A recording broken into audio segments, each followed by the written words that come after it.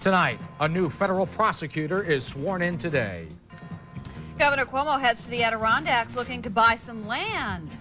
And the cops nabbed two in the death of James Jordan. Next.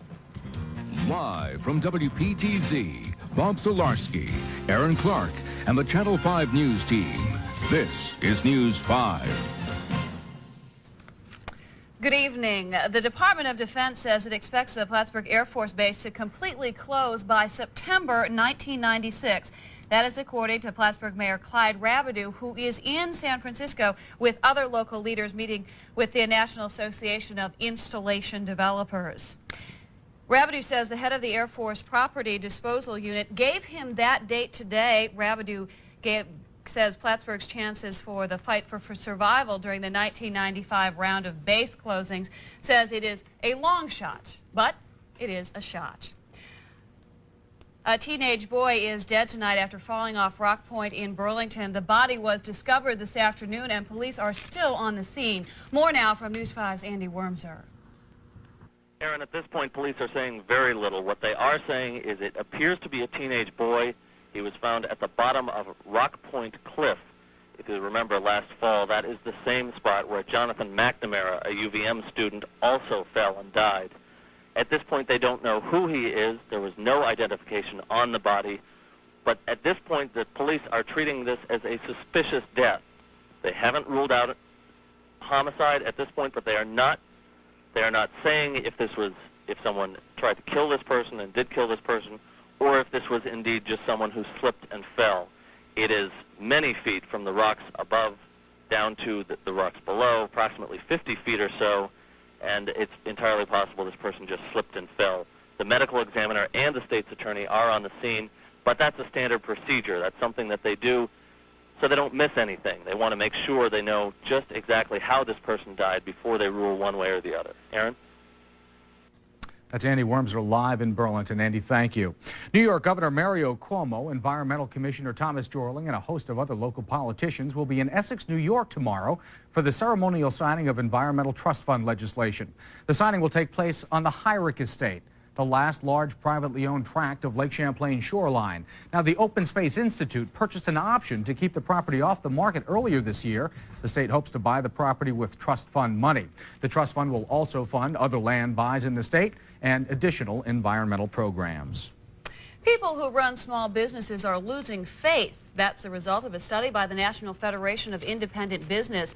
The group surveyed 2,000 business owners and found many less confident about an economic recovery than they were 3 months ago. News 5's Kate Shermer has more. From factories to flower shops, the study says things aren't getting any rosier. Oh, that's the pretty one there. But in Clinton County, the past 3 months tell a different story. The unemployment rate here has actually gone down. Some experts say this area is more dependent on the Canadian economy than it is on the American economy. And they say despite the impending closure of the Air Force Base, there is optimism. Confidence seems to be high. We had some information from the banking community about a week ago that they are continuing to invest. The owner of Nelson's Flower Shop says President Clinton's new tax and deficit package won't change much for small business, despite Republican warnings it will be awful and Democratic promises of tax relief. They're for the rich, they're for the big businesses, and we as independent business people just have to take care of ourselves. I think it's going to be take its toll on some of those that are more marginal. At Prim Hall Enterprises, about 75 workers design and make printing machines. The people in charge here are optimistic. They're getting ready to add up to 10 people this fall. Our business seems to be pretty strong. There's been a lot of changes in the printing industry, and it's been keeping our business going very well. Business people we talked with are more confident, but they're putting that faith in their own ideas and goals, convinced they can't count on a national economic recovery to keep the wheels turning and the cash register ringing. Kate Shermer, News 5, Plattsburgh. Burlington lawyer Charles Tetzlaff took the oath of office this afternoon as the new U.S. Attorney for Vermont. He is the first of President Clinton's U.S. attorneys sworn into office and will rank among the region's most powerful enforcers of the law. From drug crimes to bank fraud, the U.S. attorney is a high-profile post. Today, Tetzlaff, the career defense attorney, joked with the crowd before the swearing in and later suggested that with shrinking resources, he will not pursue some of the small-time offenders that his predecessor was famous for. I will tell you where my emphasis and priorities would be in the drug area, would be in the large dealers and anything on interstate large quantities. Tetzlaff is 54 years old and replaces George Terwilliger. Vermont state officials are worried tonight, concerned over the possible loss of nearly 300 jobs in southwestern Vermont.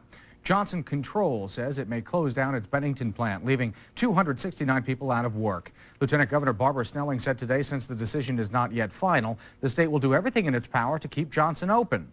Meantime, laid-off St. Johnsbury truckers are angry over pay raises given to the few employees still working. Those workers received 20% pay increases after the company filed for bankruptcy. The pay hikes are to cover the loss of benefits and were approved by the bankruptcy court. St. Johnsbury Trucking abruptly shut down in June, putting thousands of people out of work across the Northeast.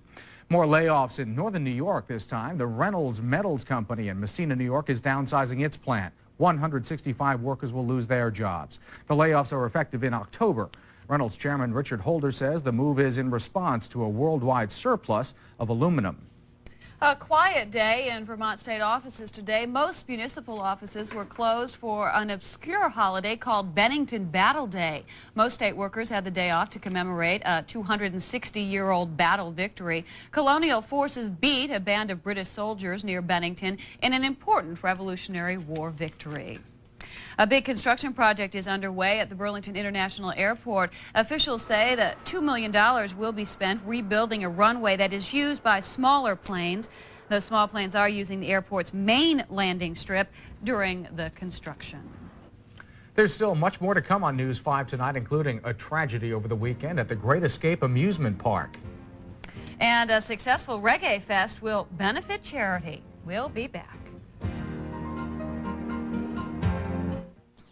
News 5 is also broadcast live on radio stations 1390 WKDR in the Champlain Valley and in the Tri-Lakes on Z102 FM. Wake up tomorrow to Steinbach's great one-day sale and find out what a difference a day makes. Hurry, this is your one day to save 25 to 50% throughout the store on the season's best fashions for you and your entire family. The greatest looks from the greatest names are on sale. Tomorrow at Steinbach's great one-day sale at 25 to 50% savings. Find out what a difference a day makes tomorrow only. Don't be late. Doors open at 9 a.m. Steinbach, a great reason to shop.